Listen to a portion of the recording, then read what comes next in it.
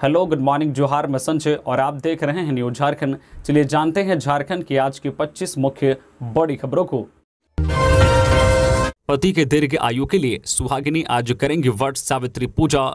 सुहागिन महिलाएं पति की लंबी उम्र के लिए आज शुक्रवार को वट सावित्री व्रत रखेंगी। हिंदू पंचांग के अनुसार हर साल ज्येष्ठ मास की अमावस्या तिथि के दिन वट सावित्री व्रत रखा जाता है। वट सावित्री व्रत रखने से महिलाओं को सौभाग्य की प्राप्ति होती है। इस दिन व्रत रखकर सुहागिनी वट वृक्ष यानी बरगद के पेड़ की विधि विधान से पूजा करती है। वट वृक्ष की पूजा लंबी आयु, सुख, समृद्धि और अखंड सौभाग्य देने और संतापों का नाश करने वाली मानी जाती है। आचार्य रामदेव पांडे ने बताया कि इस बार अमावस्या तिथि की शुरुआत 18 मई की रात 9:32 से ही शुरू हो गई है या 19 मई यानी कि आज रात 9:12 तक है। उदया तिथि 19 मई होने के कारण व्रत आज शुक्रवार को रखा जाएगा। मान्यता है कि इस दिन सावित्री अपने पति सत्यवान के प्राण यमराज से वापस ले आई थी। तभी से महिलाएं सावित्री के समान अपने पति की दीर्घ आयु की कामना के लिए इस व्रत को करती है।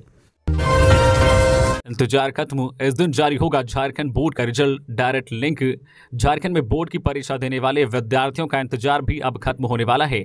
झारखंड अधिविद्या परिषद जैक के द्वारा आयोजित मैट्रिक और इंटर की परीक्षा में बैठने वाले विद्यार्थियों का रिजल्ट जल्द ही जारी होने वाला है। झारखंड एकेडमिक काउंसिल अपनी आधिकारिक वेबसाइट पर मैट्रिक और इंटर साइंस का रिजल्ट एक ही दिन जारी करेगा। ऑफिशियल वेबसाइट पर रिजल्ट जारी होने के तुरंत बाद स्टूडेंट्स अपना स्कोर कार्ड डाउनलोड भी कर पाएंगे। सूत्र बता रहे हैं कि इस वर्ष रिकॉर्ड समय सीमा के भीतर कॉपी की जांच पूरी हुई है। रिजल्ट 20 मई यानी कल या फिर 21 मई को जारी किए जा सकते हैं। हालांकि एकेडमिक काउंसिल की ओर से अभी तक इसकी पुष्टि नहीं की गई है। पिछले कई सालों से झारखंड बोर्ड रिजल्ट ऑनलाइन ही जारी करते रहे हैं। सूत्र बता रहे हैं कि झारखंड बोर्ड की ओर से जल्द ही रिजल्ट की तारीख और समय की घोषणा कर दी जाएगी। बता दें कि पहले 10वीं के रिजल्ट जारी होंगे और इसके बाद इंटर साइंस के परिणाम की घोषणा कर दी जाएगी। जैक ने परीक्षा परिणाम का डायरेक्ट लिंक भी जारी कर दिया है।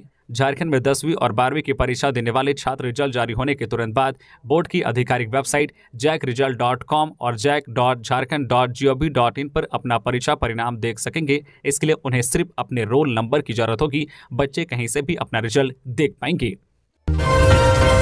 तेज हवाओं के साथ जमकर हुई बारिश और ओलावृष्टि। मौसम विभाग ने 21 मई तक जारी किया इन जिलों में बारिश का अलर्ट। गुरुवार दोपहर बाद जामताड़ा समेत आसपास के इलाके में तेज हवा के साथ मूसलाधार बारिश के साथ ओलावृष्टि हुई। दिन भर उमस भरी गर्मी के बाद हुई बारिश के बाद लोगों ने गर्मी से राहत तो महसूस की, लेकिन इस दौरान तकरीबन 2 घंटे तक जनजीवन अस्त व्यस्त रहा। कई इलाकों में तेज हवा की वजह से पेड़ उखड़ गए और टहनियां टूटकर सड़क पर जा गिरी। इस दौरान नारायणपुर मुख्य बाजार, जामताड़ा, करमाटांड व फतेहपुर समेत अन्य इलाकों में आवाजाही बाधित रही। ज्यादातर इलाकों में इस दौरान बिजली कटी रही और देर शाम तक लोग बिजली आने का इंतजार करते रहे। इस दौरान जामताड़ा के साथ साथ कई अन्य जिलों में छिटपुट बारिश रिकॉर्ड की गई है। इस दौरान 30 से 40 किलोमीटर प्रति घंटे की रफ्तार से कई क्षेत्रों में हवा चली और ओलावृष्टि भी हुई, जिसका असर आम समेत अन्य फलदार फसलों पर पड़ा है। मौसम विभाग ने अगले 5 दिनों के दौरान जामताड़ा के साथ ही धनबाद, बोकारो, गिरिडीह, देवघर, पाकुड़ व संताल समेत राज्य के कई हिस्सों में तेज हवा व गरज के साथ बारिश का अलर्ट जारी किया है। मौसम विभाग विज्ञान केंद्र के वरीय मौसम वैज्ञानिक अभिषेक आनंद के अनुसार अगले कुछ दिनों तक मौसम में बदलाव के ऐसे संकेत बरकरार रहने के आसार हैं।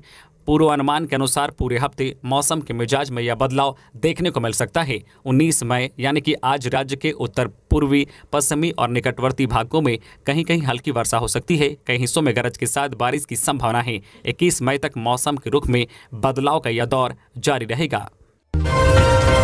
गुमला में शादी समारोह में गई 7वीं कक्षा की छात्रा के साथ सामूहिक दुष्कर्म, 5 आरोपी गिरफ्तार। बिशुनपुर प्रखंड के एक सुदूरवर्ती गांव में एक नाबालिग लड़की के साथ सामूहिक दुष्कर्म की घटना को अंजाम दिया गया है।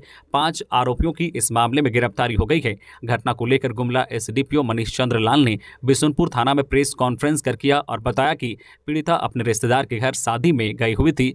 घर में गाना बजाना चल रहा था। तभी रात 10 बजे पीड़िता की सहेली ने उसे फोन किया। घर में हो हल्ला का माहौल था, इसलिए वह फोन लेकर जाकर कुछ दूर चली गई ताकि उसे आवाज साफ साफ सुनाई पड़े। इसी दौरान अवधेश सिंह बड़ाइक और गुलेंद्र उरांव नामक युवक ने उसे पकड़ लिया। दोनों उसे वहां से दूसरी जगह ले गए। वहां दूसरे लड़के पहले से ही मौजूद थे। इसके बाद लड़की के साथ सभी आरोपियों ने दुष्कर्म किया। बच्ची किसी तरह अपने घर पहुंची और परिजनों को पूरी घटना के बारे में बताया। परिजनों ने बिशुनपुर थाना में आरोपियों के खिलाफ प्राथमिकी दर्ज कराई। पुलिस ने सभी आरोपियों को गिरफ्तार कर न्यायिक हिरासत में भेज दिया गया है। आरोपियों ने पीड़िता का मोबाइल भी लूट लिया था, जिसे बरामद कर लिया गया है। एसडीपीओ मनीष चंद्र लाल ने बताया है कि ऐसे घृणित काम करने वालों को बख्शा नहीं जाएगा। 3469 माध्यमिक शिक्षकों को आज मिलेगा नियुक्ति पत्र। सुप्रीम कोर्ट के आदेश के बाद जेएसएससी ने पूरी की प्रक्रिया, सीएम देंगे ज्वाइनिंग लेटर।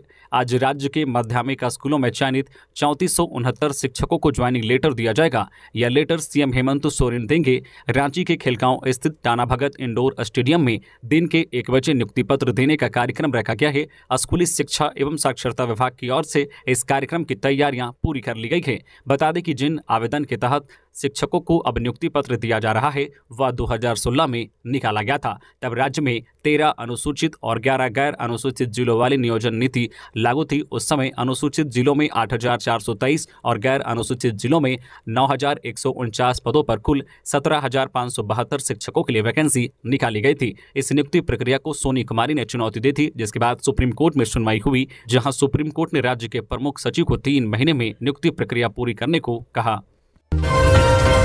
जेल में पत्नी बच्ची से मिलना चाहते हैं छवि रंजन, कोर्ट से मांगी इजाजत। जमीन घोटाले में जेल में बंद निलंबित आईएएस छवि रंजन सप्ताह में 2 दिन अपनी पत्नी व बच्ची से मिलना चाहते हैं। इसको लेकर उन्होंने पीएमएलए कोर्ट में एक याचिका दायर की है। इस पर गुरुवार को अदालत में सुनवाई हुई। सुनवाई के दौरान छवि रंजन के अधिवक्ता ने कोर्ट से आग्रह किया है कि उन्हें सप्ताह में 2 दिन परिवार वालों से मिलने की इजाजत दी जाए। इस पर ईडी के विशेष लोक अभियोजक शिव कुमार उर्फ काका ने विरोध किया है। दलील दी है कि न्यायिक हिरासत में रह रहे किसी भी व्यक्ति को विशेष सुविधा नहीं दी जानी चाहिए। जब तक आरोपी जेल में है उसे जेल मैनुअल के मुताबिक ही सुविधा मिलती है। दोनों पक्षों को सुनने के बाद कोर्ट ने छवि रंजन की याचिका पर आदेश के लिए 22 मई की तिथि निर्धारित की है। सीएम हेमंत सोरेन को मिला सिद्धारमैया का न्योता। शपथ ग्रहण समारोह के बहाने विपक्षी एकजुटता दिखाने की कोशिश।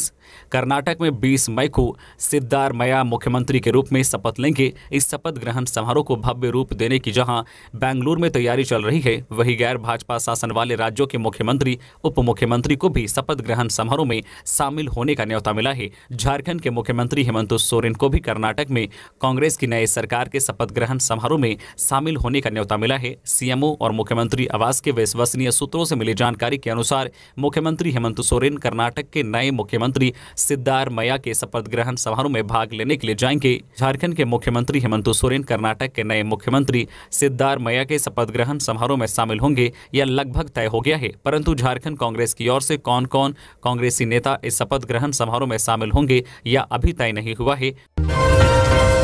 पुलिस वर्दी पहनकर लूटपाट करने वाले 4 बदमाश गिरफ्तार। डकैती की बना रहे थे योजना।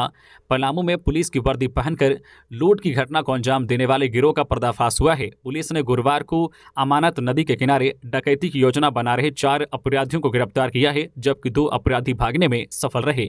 गिरफ्तार अपराधियों के पास से 3 पुलिस की वर्दी, 2 देसी पिस्तौल, 2 जिंदा कारतूस, 1 टॉर्च और चिल्लम बरामद किया गया है। वहीं सभी अपराधियों को न्यायिक हिरासत में भेजा गया है। मामले के संबंध में पलामू एसपी चंदन कुमार सिन्हा ने बताया है कि उन्हें गुप्त सूचना मिली थी कि पिपराटांड थाना क्षेत्र में कुछ अपराधी डकैती की योजना बना रहे हैं। सूचना के आधार पर पुलिस ने त्वरित कार्रवाई करते हुए क्षेत्र में घेराबंदी कर छापेमारी की, जिसमें 4 अपराधियों को पकड़ लिया गया। हालांकि 2 अपराधी भागने में सफल रहे। उन्होंने बताया है कि फरार अपराधियों की गिरफ्तारी के लिए पुलिस लगातार छापेमारी कर रही है। सालखान मुर्मू ने आदिवासी को एकजुट होने का किया आह्वान। विश्व सरना धर्म कोड जनसभा में करेंगे आवाज बुलंद। आदिवासी सेंगल अभियान के अध्यक्ष सालखान मुर्मू ने आदिवासियों को एकजुट होने का आह्वान करते हुए विभिन्न मुद्दों को लेकर सरकार के खिलाफ विरोध प्रदर्शन किया और कई पार्टियों का पुतला दहन किया। इसके साथ ही 30 जून को कोलकाता में होने वाले विश्व सरना धर्म कोड जनसभा में आदिवासियों से एकजुट की अपील की है। आदिवासी सेंगल अभियान के अध्यक्ष सालखान मुर्मू आदिवासियों के हक को लेकर लगातार अभियान चला रहे हैं। इसी के मद्देनजर राजधानी रांची में भी गुरुवार को सालखान मुर्मू ने आदिवासियों के विभिन्न मुद्दों को लेकर विरोध प्रदर्शन और पुतला दहन कार्यक्रम का आयोजन किया। इसके तहत सालखान मुर्मू और उनके कार्यकर्ताओं ने विभिन्न सरकारों के पुतले को दहन कर आदिवासियों के जायज मांग को पूरा करने की मांग की है। आदिवासी सिंगल अभियान के द्वारा बीजद, टीएमसी, जेएमएम और कांग्रेस का पुतला दहन किया गया। सालखान मुर्मू ने जानकारी देते हुए बताया कि पुतला दहन का मुख्य उद्देश्य यह है कि मुख्यमंत्री किसी भी मामले पर जवाब नहीं देते हैं, इसलिए पुतला दहन के माध्यम से मुख्यमंत्री से मांग किया गया है कि वह जवाब दे, नहीं तो गद्दी छोड़ने का काम करे। सालखान मुर्मू ने कहा है कि आदिवासी सरना धर्म कोड को लेकर अभी तक मुख्यमंत्री कुछ भी जवाब नहीं दे रहे हैं। मुख्यमंत्री हेमंत सोरेन सिर्फ आदिवासियों को ठगने का काम कर रहे हैं। 3 दिनों के झारखंड दौरे पर आ रहे हैं बिहार के मंत्री व जदयू प्रभारी डॉक्टर अशोक चौधरी। कार्यकर्ता सम्मेलन में लेंगे भाग। झारखंड जदयू के प्रभारी व बिहार के भवन निर्माण मंत्री डॉक्टर अशोक चौधरी 3 दिवसीय दौरे पर 19 मई यानी कि आज झारखंड आ रहे हैं। इस दौरान वे रामगढ़, हजारीबाग व चतरा जिले में आयोजित कार्यकर्ता सम्मेलन में भाग लेंगे। इसके बाद वे सड़क मार्ग से बिहार के लिए रवाना हो जाएंगे। इस दौरान उनके साथ झारखंड जदयू के अध्यक्ष खीरू महातो होंगे। 3 दिवसीय झारखंड दौरे के क्रम में डॉक्टर चौधरी 19 व 20 मई को रांची स्थित राजकीय अतिथिशाला में रात्रि विश्राम करेंगे। हाईकोर्ट ने नक्शा पास करने पर लगी रोक हटाई। अब रांची नगर निगम और आरआरडीए से नक्शा हो सकेगा पास। पारदर्शिता बरतने और प्रक्रिया को सरल करने का दिया निर्देश। आरआरडीए और रांची नगर निगम में नक्शा पास करने के एवज में पैसे लिए जाने के मामले की सुनवाई हुई। यह सुनवाई जस्टिस एस चंद्रशेखर और जस्टिस रत्नाकर भेंगरा की कोर्ट में हुई। हाईकोर्ट ने साल 2022 के दिसंबर महीने में आरआरडीए और रांची नगर निगम से नक्शा पास करने पर रोक लगा दी थी। गुरुवार को हुई सुनवाई के बाद हाईकोर्ट ने लगाई रोक को हटा दिया है। अब आरआरडीए और रांची नगर निगम से नक्शा पास होने लगेगा। वही कोर्ट ने यह निर्देश भी दिया है कि नक्शा पास करने में पूरी पारदर्शिता रखे। वही नक्शा पास करने की जो प्रक्रिया है उसे सरल करे। 2 नाबालिगों से गैंगरेप, आरोपियों को पकड़ने गई पुलिस पर हमला। 2 आरोपी व 2 हमलावर गिरफ्तार।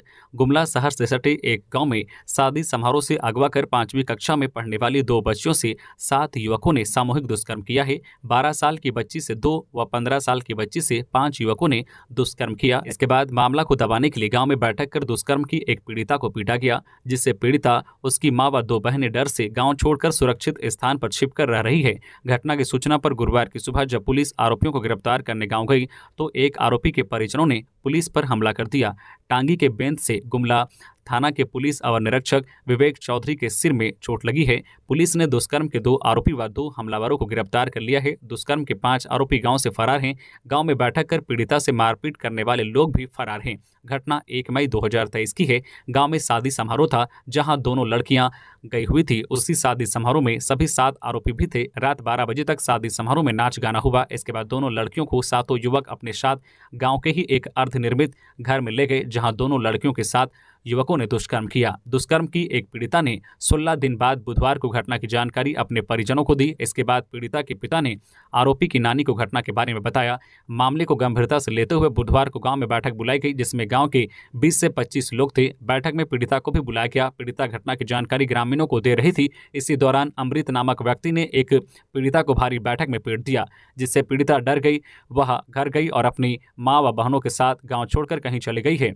इधर गुरुवार की सुबह पीड़िता के पिता अपने पत्नी व बेटियों को खोजने की गुहार लगाने मुखिया सत्यावती देवी के घर गया, जहां पहले से महिला समूह की महिलाएं बैठक कर रही थी। इसके बाद सामूहिक दुष्कर्म का मामला प्रकाश में आया। विधानसभा नमाज खर्च आवंटन मामले में अब 22 जून को होगी सुनवाई। अब तक कमेटी ने नहीं सौंपी है रिपोर्ट। झारखंड विधानसभा में नमाज खर्च आवंटन मामले में दायर जनहित याचिका पर 18 मई गुरुवार को झारखंड हाईकोर्ट में सुनवाई हुई।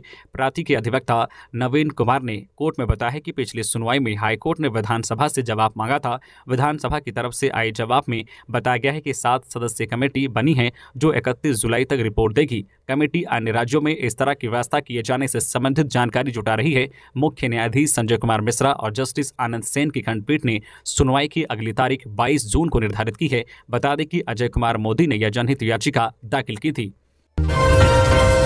अमित शाह पर चाईबासा में टिप्पणी करने का मामला। कांग्रेस अधिवेशन में राहुल गांधी ने की थी टिप्पणी। झारखंड हाईकोर्ट में 2 हफ्ते बाद फिर सुनवाई। साल 2018 में चाईबासा में हुए कांग्रेस अधिवेशन के दौरान राहुल गांधी ने भाजपा के तत्कालीन राष्ट्रीय अध्यक्ष अमित शाह पर टिप्पणी की थी। अधिवेशन में टिप्पणी करने से जुड़े मामले की सुनवाई चाईबासा कोर्ट में चल रही है।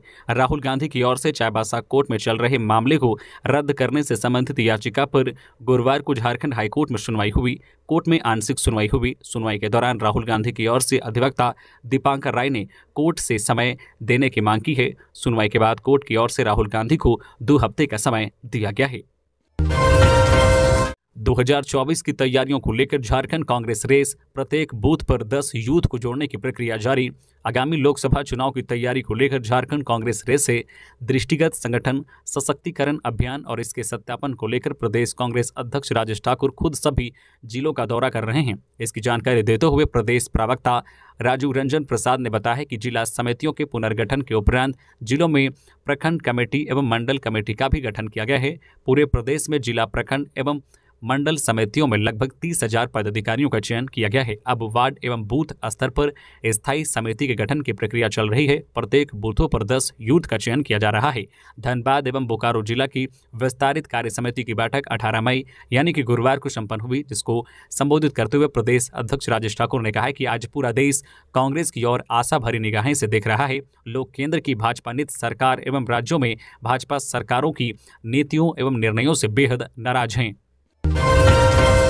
सिमडेगा के कुरडेग में लाठी से पीटकर बड़े भाई ने छोटे भाई को मार डाला।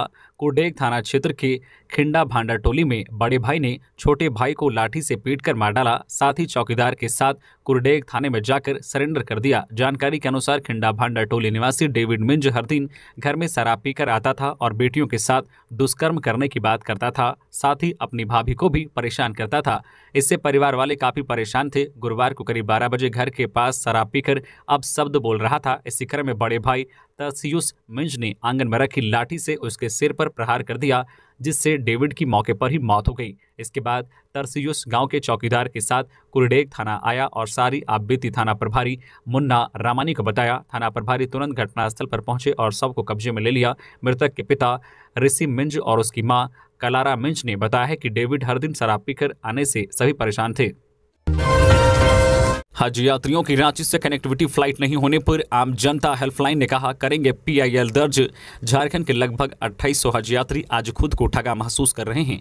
केंद्रीय हज कमेटी ने झारखंड के हाजियों के साथ धोखाधड़ी किया है। झारखंड राज्य हज समिति अपनी उदासीन और गैर जिम्मेदारान रवैये को छोड़कर झारखंड के हाजियों के लिए रांची से कोलकाता कनेक्टिविटी फ्लाइट की व्यवस्था कराई। ये मांग आम जनता हेल्पलाइन ने 18 मई गुरुवार को बैठक कर कही है। उन्होंने कहा कि मांग पूरी नहीं होने पर केंद्रीय हज कमेटी और झारखंड राज्य हज कमेटी के खिलाफ आम जनता हेल्पलाइन झारखंड उच्च न्यायालय में PIL दर्ज करेगी। इस दौरान उन्होंने आरोप लगाते हुए कहा कि हज यात्रियों की सुविधा और यात्रा को लेकर अपनी जिम्मेवारी निभाने में राज्य हज समिति पूरी तरह से असफल रही है। उन्होंने कहा कि राज्य हज समिति के चेयरमैन डॉक्टर इरफान अंसारी को नैतिकता के आधार पर इस्तीफा दे देना चाहिए। उन्हें राज्य से हज पर जाने वाले हज यात्रियों की तनिक भी चिंता नहीं है। वह सिर्फ अपनी राजनीतिक रोटी चमकाने के लिए लोक लुभावन बयानबाजी में ज्यादा समय देते हैं। उन्होंने इस बाबत कभी भी केंद्रीय हज कमेटी और केंद्रीय उड्डयन मंत्रालय से संपर्क करने का काम नहीं किया।